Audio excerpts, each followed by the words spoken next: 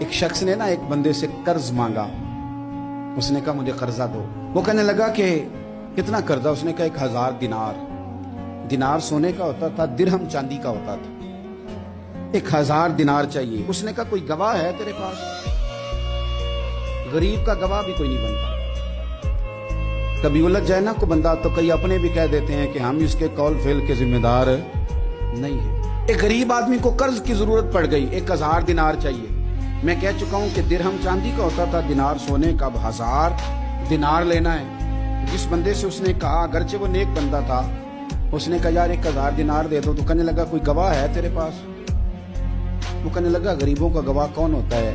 ہاں ایک گواہ ہے. کہا کون؟ کا میرا رب، وہ تیرے اور میرے بیچ گواہ ہے. اس نے کہا کوئی کفیل، اگر تو پیسے نہ دے سکے تو وہ بعد میں دے دے، یا تجھے کچھ ہو جائے تو وہ دے دے. اس نے کہا کفیل بھی میرا اللہ ہی ہے.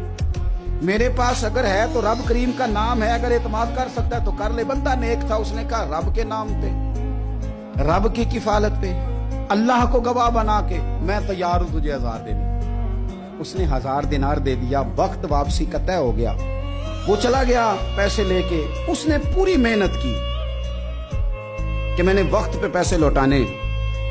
پوری محنت بھی کر لی، اللہ نے مدد بھی کر دی. پیسے بھی اس تاریخ کو اسے مل گئے. بعض لوگوں کا تو لوٹانے کا دل ہی نہ ہوتا.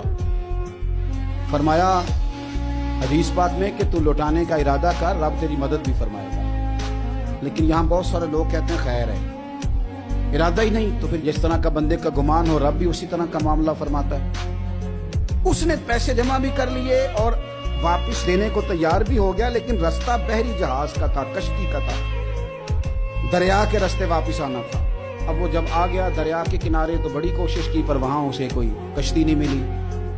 وقت پہ پیسے لوٹانے ہیں، سفر کرنا ہے، اب سواری میسر نہیں ہے. سوچ سوچ کے پریشان تھا کہ میں نے تو اللہ کے نام پہ لیے.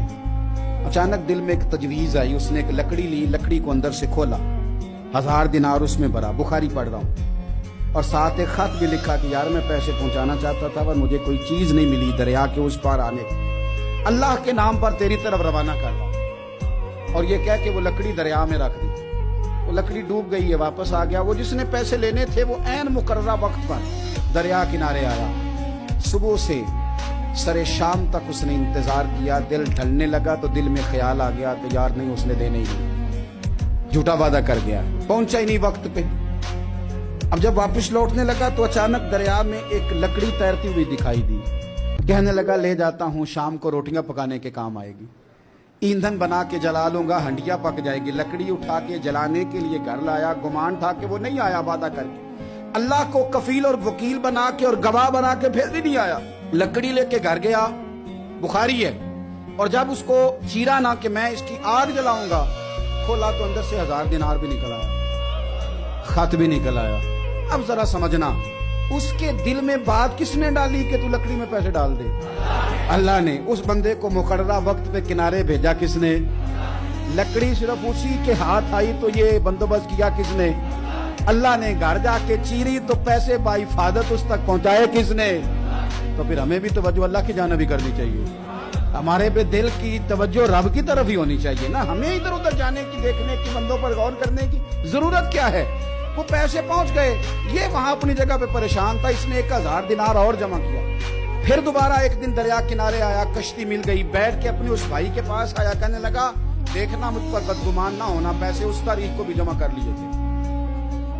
دریا پہ آیا تھا پر کشتی نہیں ملی تھی.